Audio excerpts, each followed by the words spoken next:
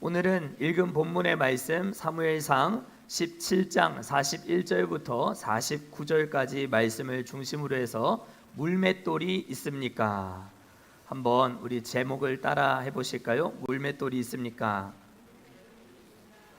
물맷돌이 있습니까? 라는 제목으로 하나님 말씀 증거하도록 하겠습니다. 다윗이 골리앗과 이제 싸움을 본격적으로 해나가기 시작합니다. 지금까지는 다 준비 단계였고 어떻게 골리앗을 만나게 되었는가 하는 것까지 사울의 군복을 입고 또 그 군복을 벗어놓고 이제 엘라 골짜기에서 하나님의 이름을 모욕하는 골리앗에게로 향해 나아가는 장면까지 우리가 살펴보았고 드디어 오늘 골리앗을 무너뜨리는 이 다윗의 모습을 볼 수가 있습니다. 다윗의 무기는 사울 왕이 건네 입혀주었던 그의 갑옷도 아니었고 투구도 아니었고 그의 손에 들고 있었던 막대기도 아니었습니다. 오늘 본문을 우리가 보면 이 막대기의 역할은 저 하나님의 이름을 모욕하고 있는 저 골리앗을 자극하는 일에 쓰이는 일종의 어떤 작전이었다라고 볼 수 있습니다. 보통 막대기는 양을 이렇게 칠 때 사용하는 도구이기 때문에 그걸 가지고 지금 전쟁터에 나간다라고 하는 것은, 그것도 골리앗 앞에 선다고 하는 것은 골리앗을 개나 양과 같은 존재로 여기고 있다라고 하는 것을 보여줌으로 말미암아 이 골리앗의 활을 돋구는 역할을 했다라고 우리가 알 수가 있죠.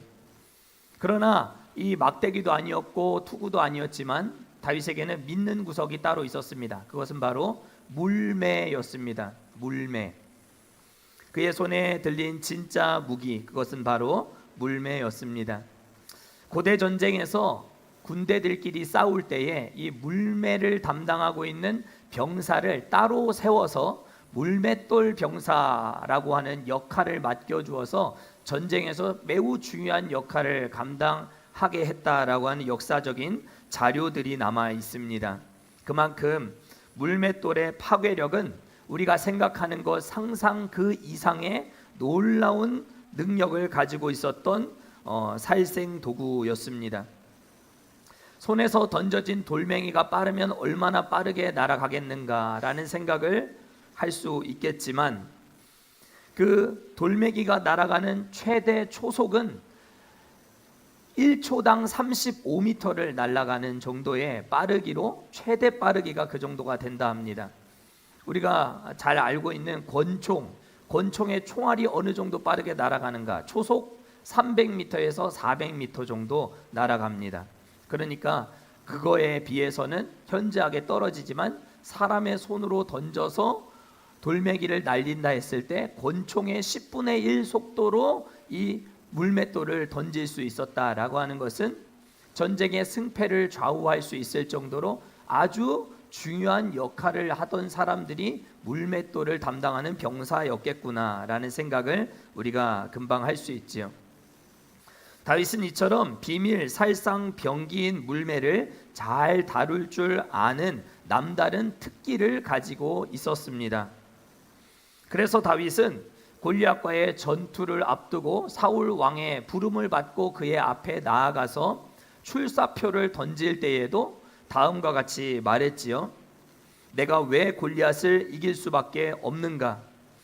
내가 아버지의 양을 지킬 때에 사자나 곰이 와서 우리 양의 새끼들을 다 집어삼켜 가려 하면 나는 언제든지 물매를 들고 그들을 쫓아가서 그들의 입에 물려있는 내 양의 새끼들을 다 지켜내었고 건져내었다라고 하는 말을 통해서 골리앗 저거는 사자나 곰보다 못한 존재이니 아무것도 아니다라고 자신이 전쟁터에 앞서 나가려고 하는 이 상황을 막아서고 있는 사울을 설득하고 있는 모습을 볼 수가 있었습니다. 열린다 성경이라고 하는 책 시리즈가 있는데요. 성경에 관해서 아주 유명한 책들을 써낸 류 모세라고 하는 목사님은 성경에 나오는 모든 동물들에 대해서 연구를 해서 따로 이렇게 열린다 성경 성서의 동물편이라고 하는 책을 내기도 했습니다. 그 책을 보면은 팔레스타인 땅에, 그러니까 지금 다윗이 머물고 있는 이 땅에 사자나 곰이 언제까지 존재했는가, 지금은 없습니다. 팔레스타인 땅에 사저도 곰도 서식하고 있지 않지만 1300년 경까지는 사자나 곰이 팔레스타인 땅에 살고 있었다라고 그는 주장합니다. 그래서 고대 사회에서는 왕이나 영웅들이 언제나 자신이 종종 사자를 자기 손으로 때려 잡았다고 이렇게 자랑을 하기도 했고, 특별히 이집트나 아시리아에 있었던 많은 왕들은 자신의 이 남성다움, 강인함을 강조하기 위해서 사자 사냥을 즐겨 하기도 했다라고 하는 기록들을 통해서 팔레스타인 땅에 사자의 이 역할과 사자의 이 무서움을 잘 다루어 주고 있는 것을 볼 수 있습니다. 그리고 그 남성다움을 과시했던 많은 사람들 중에 대표적인 두 사람을 꼽았는데요. 첫 번째는 그리스 로마 신화에서 등장하는 헤라클레스, 그리고 두 번째는 누구일까요? 성경에 나오는 사자를 맨손으로 때려잡은 삼손이죠. 사사시대, 지금 다윗이 살고 있던 시대보다도 훨씬 앞선 시대였죠. 사사시대에 살고 있었던 삼손 역시도 사자를 맨손으로 염소 새끼처럼 찢었던 그 강인함을 보여주었던 대표적인 인물이었다라고 그 목사님은 이야기를 하는 것을 볼 수 있습니다. 그만큼 남성의 이 육체적인 능력을 과시하기 위해서 이용되던 동물이 사자였다라고 하는 것을 알 수 있습니다. 다윗이 이겼던 곰은 어떤가? 곰도 마찬가지입니다. 배가 고플 때만 사냥에 나서던 사자와는 달리 곰은 무분별하게 먹이를 사냥하며 성격이 아주 난폭하고 포악하기로 유명한 동물이 바로 곰이었습니다. 이 곰도 팔레스타인 땅에 살고 있었던 동물이었던 거죠. 분열 왕국 시대에 보면 엘리사라고 하는 선지자가 활동할 당시에 하나님은 엘리사 선지자를 향해서 대머리여 이렇게 놀리면서 대머리여 올라가라 이렇게 엘리사 선지자를 저주하던 이 많은 어린아이들이 있었는데, 그 어린아이들을 향해서 엘리사 선지자가 여호와의 이름으로 저주를 했더니만 저쪽 수풀에서부터 암곰 2마리가 뛰쳐나와서는 대머리여 올라가라 놀렸던 이 42명의 어린아이들을 다 찢어 죽였다라고 하는 어마무시한 그런 기록들이 열왕기하 2장 23절 24절에 보면 기록되어 있습니다. 하나님의 사람을 경멸하며 선지자의 귀한 사역들을 감당하고 이 엘리사 선지자가 이제 막 선지자의 사역을 시작하려고 하는 그 상황 속에서 엘리사 선지자를 경멸히 여기고 저주하며 놀렸던 이 아이들을 하나님은 가만히 내버려 두지 아니하심으로 말미암아 선지자의 영적 권위를 세워주시는 모습을 우리가 열왕기 하를 보면 또 볼 수가 있습니다. 이때에도 팔레스타인의 곰들이 여러 마리들이 서식하고 있었고, 사자와 곰과 같은 이 맹수들이 많은 사람들을 어렵게 하는 그런 상황들이 충분히 펼쳐지고 있었겠다라는 생각을 우리가 해볼 수 있는 것이죠. 또 예언서 아모스서 5장 19절을 보면은 사자를 피했는데 곰을 만났다라고 하는 기록들이 또 남아 있는 것을 볼 때에 사자도 굉장히 위험한 동물이었지만 그보다도 곰이 훨씬 더 위험한 동물이었겠다라는 생각도 우리가 성경을 통해 알 수가 있습니다. 다윗은 이러한 사자와 곰과 같은 맹수들로부터 아버지의 양들의 새끼를 지켜온 사람이었습니다. 그렇다면 우리는 다윗의 손에 들려있는 이 물매가 도대체 무엇을 의미하는가? 성경적인 깊은 진리를 담고 있는 이 다윗의 물매가 의미하는 바가 무엇인지를 깊이 생각해 보는 것, 그것이 중요하겠다라는 생각을 해보게 됩니다. 다윗에게 물매는 골리앗을 때려잡기 위해서 준비하고 있었던 도구였습니까?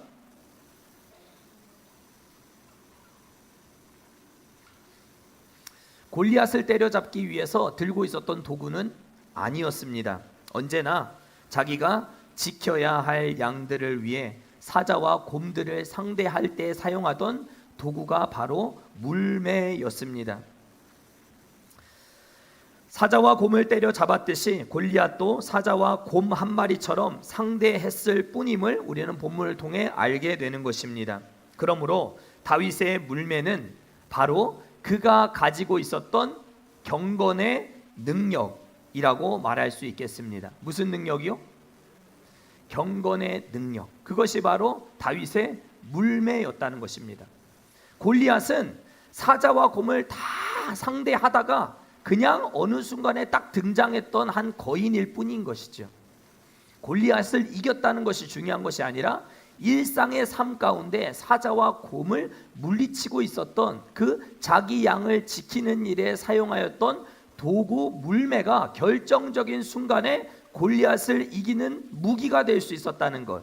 이것이 오늘 본문에서 우리가 기억해야 될 중요한 포인트다라고 하는 것입니다.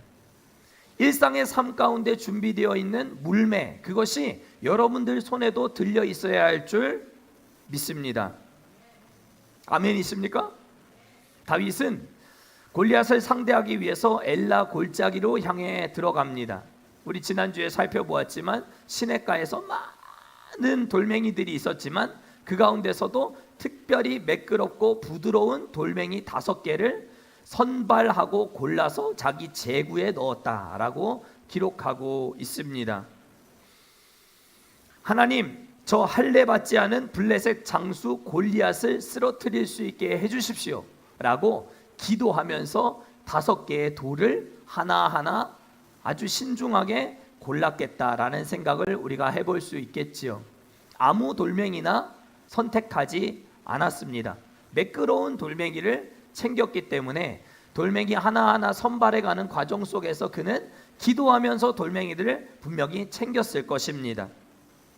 그러나 그는 5번째 돌멩이까지 다 사용하지 않고도 골리앗을 쓰러뜨릴 수 있었습니다. 첫 번째, 오직 돌멩이 하나면 충분했던 것이죠. 그럼에도 불구하고 많은 학자들은 왜 다윗이 이 순간에 5개의 돌멩이를 제구에 담았을까라고 하는 부분에 있어서 여러 가지 해석들을 내놓는데, 그 중에서도 아주 유력한 2개의 해석이 있습니다. 여러분들도 아마 들어보셨을지 모르겠는데, 다윗이 5개의 돌멩이를 챙겼던 이유, 그것은 바로 블레셋에는 각 족속마다 대표하는 5명의 장군들이, 거인 장군들이 있었기 때문에 그들을 또 상대해야 될지 모르니까 골리앗을 포함해서 또 다른 블레셋의 거인 장군들이 많이 있었기 때문에 5개의 돌멩이를 챙겼다라고 해석을 하기도 합니다. 이게 가장 많은 해석이에요. 사무엘상 21장을 보면 이스비브놈이라고 하는 거인도 있었고, 삽, 또 가드 사람 골리앗, 이 블레셋 사람 골리앗도 있었지만 가드 사람 골리앗이라고 하는 골리앗이 한 사람 더 있었고, 또 심지어 손가락이 6개, 발가락이 6개였던 육손 육발 거인도 블레셋의 거인 장군으로 활동하고 있었음을 사무엘상 21장이 밝혀주고 있기 때문에 다윗은 지금 내 눈앞에 있는 골리앗을 쓰러뜨리고도 4명의 장군을 더 상대해야 할지 모르니 총 5개의 돌멩이를 챙겼을 것이다 라고 해석합니다. 두 번째 해석은 블레셋을 대표하고 있는 도시들이 5개였다 라고 하는 부분에 있어서 이 다윗이 5개의 돌멩이를 챙겼다라고 주장하기도 합니다. 가사, 아스돗, 아스글론, 가드, 에그론, 이 5개의 대표적인 블레셋의 도시를 무너뜨리는 일에 있어서 다윗이 중요한 역할을 감당해야 했기 때문에 5개의 돌멩이였다. 그러나 그것이 5개든 10개든 20개든 상관없이 그 5개의 돌이었는지가 중요한 것이 아니라 다윗이 사용한 돌멩이가 딱 하나뿐이었다라고 하는 것을 통해서 여분의 돌이 갖고 있는 의미보다도 늘 준비해왔던 이 물매라고 하는 이 방법 자체가 갖고 있는 중요함을 생각해 보는 것이 훨씬 더 본문을 이해하는 일에 있어서 중요한 부분이겠다라는 생각을 해보게 되는 것이죠. 그는 매일 이 물매를 흔들면서 돌리면서 자기를 지켜야 할 양들을 지켜왔던 그의 삶을 우리가 생각해 볼 때에 오늘날 우리 성도들이 들어야 할 물매도 있겠다라는 생각을 해보게 되는 것입니다. 가정 안에서, 직장 안에서, 사업장 안에서 준비된 도구, 그것이 바로 물매여야 하겠다라는 것이죠. 다윗은 일상생활의 삶 속에서 자기에게 주어진 사명과 역할에 최선을 다하는 과정 속에서 물매라고 하는 놀라운 도구를 만들어 내었습니다. 그리고 그 최선을 다해 준비했던 도구가 결정적인 순간에 자기 조국 이스라엘을 건지는 일에 쓰임을 받게 되었다. 기적의 도구가 될 수 있었다라고 하는 것이 오늘 본문이 우리에게 가르쳐주는 중요한 교훈이라는 것이죠. 일상의 삶에 최선을 다해 준비하는 중에 나만의 물맷돌이 만들어졌다는 것은 우리 신앙인들에게 있어서 월요일, 화요일, 수요일, 목요일, 금요일, 토요일의 삶이 얼마나 중요한 시간들인가 하는 것을 생각해 보라 하는 것입니다. 신앙인들의 가장 중요한 순간은 주일뿐만이 아닙니다. 여러분들은 교회당 안에서만 그리스도인으로 살아서는 절대 안 됩니다. 진짜 그리스도인들이 되어야 할 순간은 예배당 문 밖을 나서면서부터 여러분들이 진짜 그리스도인들이 되셔야 합니다.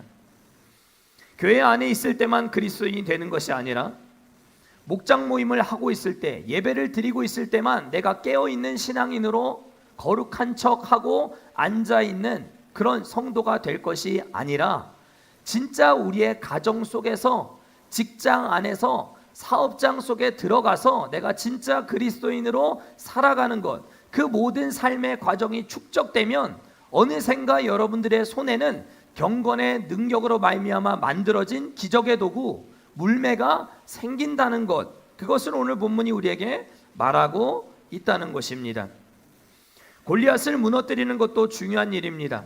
그러나 골리앗을 이기기 위해 다윗이 일상의 삶 가운데 무엇을 준비하고 살았는지를 기억하는 것이 훨씬 더 중요한 일입니다. 여러분들의 손에는 어떤 물맷돌이 들려 있으십니까? 여러분들의 눈앞에도 하나님의 이름을 모욕하는 골리앗이 나타났을 때 여러분들은 어떤 경건의 능력으로 마련된 기적의 도구 물매를 휘두르고 계시겠습니까? 여러분들만의 물매가 있으셔야 할 줄 믿습니다.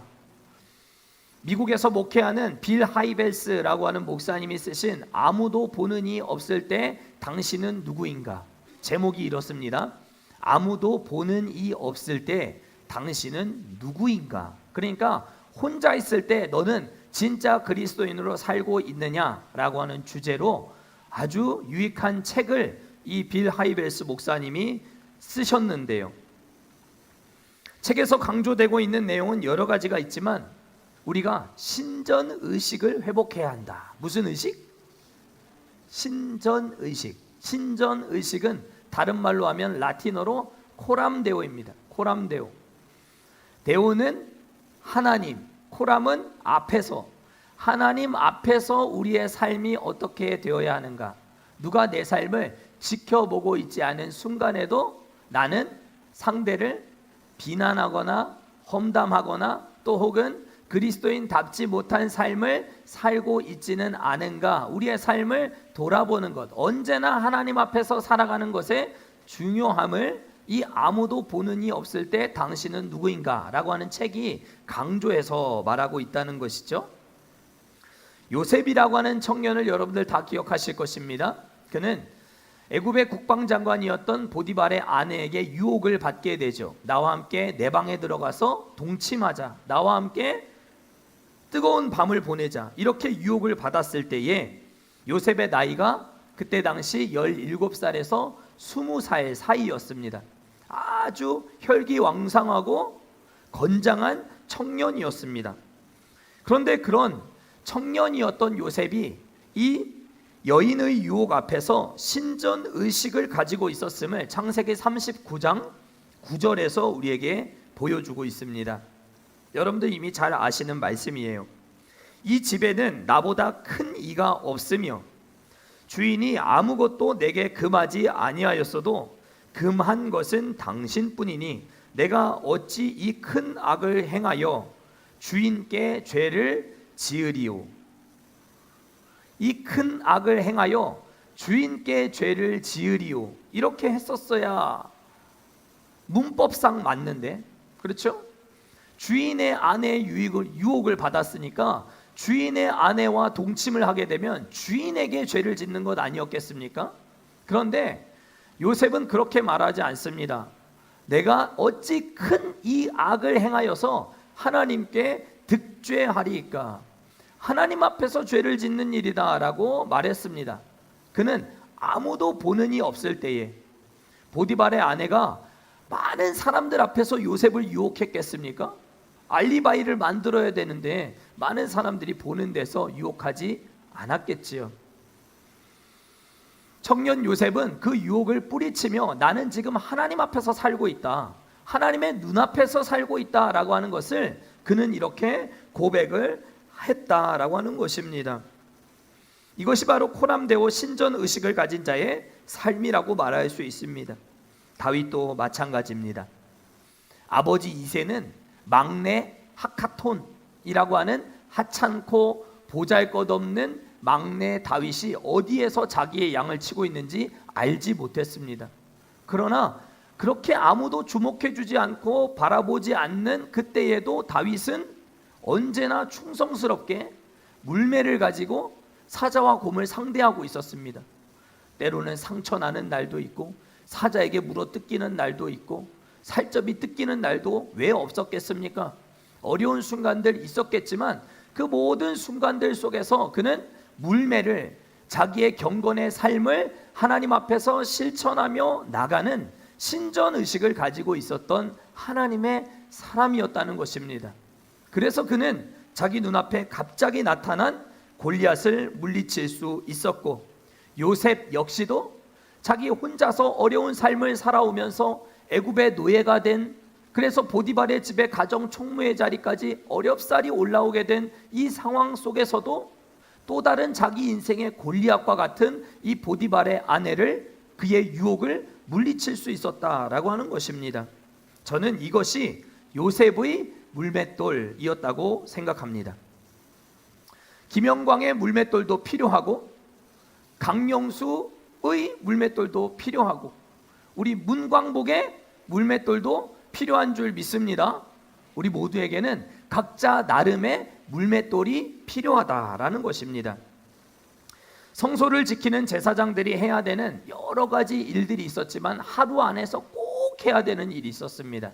그것은 바로 성소 안에 있는 7개의 촛대로 만들어져 있는 순금 등대의 불이 꺼지지 않도록 불을 관리하는 일을 아침 저녁마다 이 제사장이 감당해야만 했습니다. 이 일을 잘 감당할 때, 매일 이 사역에 마음을 두고 헌신할 때 하나님은 제사장들에게 영적 권위를 주시고 이스라엘 백성들이 가지고 나오는 모든 죄를 대신해서 속할 수 있는 영적 권위를 제사장들에게 허락해 주셨습니다. 순금등대의 불을 지키고 기름을 부어주고 또 그 불이 꺼지지 않도록 하는 일은 하찮은 일처럼 보일 수 있는 일일지도 모릅니다. 그러나 그 일을 충성스럽게 감당하는 제사장들에게 하나님은 영적 권세를 허락해 주셨습니다. 여러분들은 오늘 아무도 보는 이가 없을 때 하나님 앞에서 어떻게 충성스럽게 여러분들의 경건의 삶을, 거룩한 삶을 추구하며 살아오셨습니까? 그것이 누적되어야 여러분들만의 물맷돌이 될 수 있다는 것을 기억하실 수 있기를 축복합니다. 여러분들 연탄 보일러를 떼어 보셨습니까?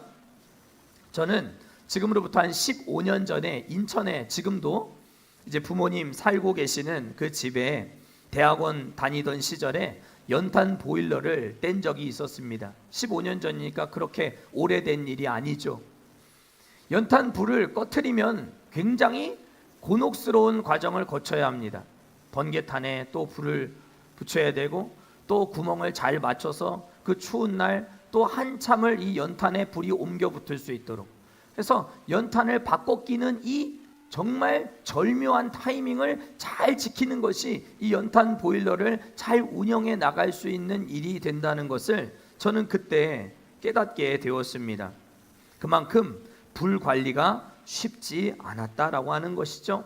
제사장들도 불이 꺼지지 않나 그것을 살펴보는 것 힘든 일이었을 것입니다. 그러나 이렇게 일상의 삶을 경건의 능력으로 잘 가꾸어 나가는 제사장들에게 영적인 은혜들을 주셨던 것처럼 오늘도 성도들에게 또 혹은 목회자들에게 하나님 그런 은혜들을 분명히 허락해 주시는 줄 믿습니다. 목회자들은 새벽마다 기도하고 늘 말씀을 묵상하고 주어진 시간 안에 설교하고 예배를 인도하고 하는 일들을 통해서 하나님이 경건의 능력을 허락해 주시고 영적 권위를 주시고 사역의 물맷돌을 허락해 주시는 줄 믿습니다. 여러분들 지금 제 손 안에 있는 물맷돌이 보이십니까? 영안이 열린 사람들만 보이는 줄 믿습니다. 헛웃음을 치고 있는 우리 성도님들 계시는데요. 보이시나요? 보이십니까? 제 손 안에 있는 영적인 물맷돌이 분명히 있습니다. 여러분들도 이렇게 손 한번 내밀어 보세요. 물맷돌 들고 있습니까? 옆에 성도님들하고 한번 보시면서 인사하세요. 물맷돌이 있습니까? 여러분들의 삶에 물맷돌이 큰 물맷돌이 있어야 할 줄 믿습니다. 일주일을 살아가는 동안 경건의 삶이 경건의 능력으로 이어지도록 말씀을 듣는 자리, 기도하는 자리, 전도하는 자리, 또 경건 생활을 할 수 있도록 은혜의 자리들 여러분들이 사모하실 수 있기를 축복합니다. 은혜로운 경건 서적들도 좀 많이 찾아 읽어보시고 찬양도 좋다고 하면 많이 찾아 들어보시고 일터에서 사업장에서 가정에서 필요하면 김영광 목사 설교를 들으면 참 좋겠지만 그럼에도 불구하고 다른 목사님 설교를 듣는다고 하면 제가 기분이 그렇게 좋지는 않겠지만 그래도 여러분들이 그럼에도 불구하고 꼭 찾아서 들어야 되겠다 라고 생각이 드시면 찾아 듣지 마시기를 바랍니다.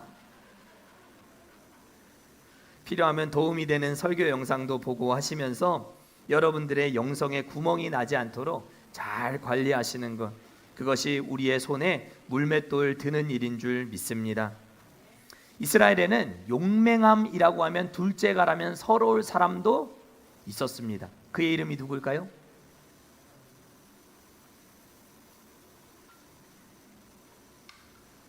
이제 우리가 성경 골든벨을 해야 되는데 맞지요? 사무엘상 14장을 보면 블레셋을 선제 타격했던 아주 훌륭한 장군이 있었죠. 그의 이름은 요나단. 요나단이 있었습니다. 골리앗이 저렇게 하나님의 군대를 모욕하고 하나님의 이름을 더럽히고 하나님의 이름을 불명예스럽게 만들 때에 요나단이 사울의 군대 안에 있었습니다. 그는 블레셋 군대가 어떤 습성을 가지고 있는지, 블레셋 군대가 어떻게 행동할 것인지를 누구보다 잘 알고 있었던 이스라엘의 용맹한 장군이었습니다. 그런데 그런 그도 골리앗 앞에는 선뜻 나서지를 못하고 있는 모습을 볼 수 있습니다. 이유는 무엇이었을까? 단순합니다. 그의 손에는 물맷돌이 없었기 때문입니다. 그게 창이 될 수도 있고 칼이 될 수도 있었겠지요. 그러나 그런 무기를 가지고 있었을지는 몰라도 하나님의 이름을 의지하면서 골리앗 앞에 나아갈 경건의 능력이 그에게 없었기 때문에 그는 골리앗이 하나님의 이름을 조롱하고 하나님의 군대를 모욕하고 있을 때 가만히 있을 수밖에 없었던 것입니다. 거룩한 분노를 품고 골리앗 앞에 나아갈 수 있었던 사람은 일상의 삶을 거룩의 능력으로 승화시키고 있었던 다윗밖에 없었다라고 하는 것을 통해서 우리는 인간적인 용맹함이 중요한 것이 아니라 우리의 삶에 아무도 보는 이 없을 때 내가 누구인가 하는 것을 기억하는 것이 너무나도 중요한 것임을 깨닫게 됩니다. 아까 말씀드렸던 아무도 보는 이 없을 때 당신은 누구인가 라고 하는 책을 쓰신 미국 윌로우 크릭 교회의 담임이었던 빌 하이벨스 목사님은 이렇게 소중한 좋은 책을 쓰고도 아무도 보는 이가 없을 때 성범죄를 저질러서 불명예스러운 사임을 하고 말았습니다. 책은 이미 그가 열심히 사역을 할 때 이렇게 좋은 제목의 책을 이렇게 써냈음에도 불구하고 그는 말년에 아무도 보는 이 없을 때 성범죄를 저지르는 목회자로 불명예스러운 사임을 하고 말았던 불완전하고 부족하고 연약한 죄인이었음을 잘 드러내고 보여주는, 오히려 그런 책을 썼기 때문에 더 주목받는, 더 불명예스러운 그런 목회자가 되고 말았습니다. 우리도 우리 인생에 여러 가지 골리앗을 이기려면 이런저런 용기도 필요하고 자신감도 필요하고 무기도 필요하겠지만 무엇보다도 한 구절이라도 여러분들 출근해서 읽는 그 성경 한 구절, 점심시간에 잠깐 짬을 내어서 자리에 앉아서 하나님 앞에 기도하는 시간, 또 찬양이 들려 나올 때 함께 그 찬양을 부르면서 마음의 영적인 기쁨을 누리며 하나님을 찬양하고 높여드리는 그 짧은 순간들이 누적되면서 여러분들의 손에 들리는 물매가 될 수 있다는 사실을 기억하실 수 있기를 축복합니다. 돌멩이 개수는 10개가 될 수도 있고 20개가 될 수도 있지만 다윗에게는 하나의 돌멩이면 충분했습니다. 그것은 그의 일상의 경건이 능력이 되었기 때문입니다. 물매를 여러분들이 던져보시면 알겠지만 정확하게 던지는 것은 상당히 어려운 일입니다. 뱅뱅 돌려가지고 탁 끈을 놓는 순간 돌멩이가 쫙 날아가야 되는데 정확하게 초속 35m로 쫙 날아가서 내가 원하는 지점에 돌멩이가 정확하게 박히는 일은 아주 오랜 훈련과 아주 오랜 시간이 없이는 절대로 되어지지 않는 일입니다. 물론 골리앗 앞에 나아가서 다윗이 흔들고 돌리고 해서 탁 던졌을 때 그 돌멩이와 하나님이 함께 하셨기 때문에 골리앗의 인중에 탁 정확하게 이 돌멩이가 탁 박히면서 그가 쓰러져 죽을 수 있었겠지만 오랜 시간의 훈련이 없이는 절대로 그런 일이 불가능했겠다라는 생각을 우리가 금방 해볼 수 있는 것처럼 물맷돌은 한순간에 되지 않는다라는 것입니다. 오랜 시간 하나님 앞에서 여러분들의 영적인 삶을 내어놓고 하나님 앞에 은혜의 보좌 앞에서 머물게 되는 이 오랜 시간이 여러분들에게 누적되면 자연스럽게 정확한 타격을 할 수 있는 영적인 물맷돌을 소지한 하나님의 백성이 될 수 있다는 것 기억하실 수 있기를 축복합니다. 요셉에게도 주셨던 물맷돌, 다윗에게도 허락하셨던 물맷돌, 사도 바울에게도 주셨던 물맷돌, 이 김영광 손에 있는 영적인 물맷돌, 여러분들에게도 다 하나씩 들려 있을 수 있기를 주의 이름으로 간절히 축원합니다. 마지막으로 한 말씀만 드리고 설교를 맺겠습니다. 문화체육부 차관이었던 장미란 선수, 역도 선수로 유명한 장미란 선수, 여러분들 다 기억하실 것입니다. 그녀는 역도 선수로서도 유명한 사람이지만 참 신앙인으로도 참 탁월한 믿음을 가진 사람입니다. 그녀가 기억하고 있는 수많은 역도 대회 중에 2007년도에 나갔던 세계 역도 선수권 대회, 그 대회가 가장 인상 깊고 가장 기억에 남는 순간이었다라고 장미란 선수는 이야기했습니다. 당시 장 선수는 부상으로 인해서 매우 긴장되고 예민해진 상황 가운데 대회에 참여할 수밖에 없었는데 자기와 경쟁하고 있는 많은 선수들이 이 역기를 드는데 너무 성적을 잘 내는 모습을 보면서 마음에 큰 어려움과 불편함이 생기기 시작했다라고 했습니다. 그리고 자신도 모르게 이 상대 선수에 대한 미워하는 마음이 불일 듯 일어나는 상황을 경험하게 되었다 했습니다. 그러나 금방 이 자신의 모습을 돌아보고 그는 회개한 후에 이렇게 생각하며 기도하며 대회를 준비했다 합니다. 열심히 노력했고 최선을 다해 경기에 임했다면 그것만으로도 충분하다.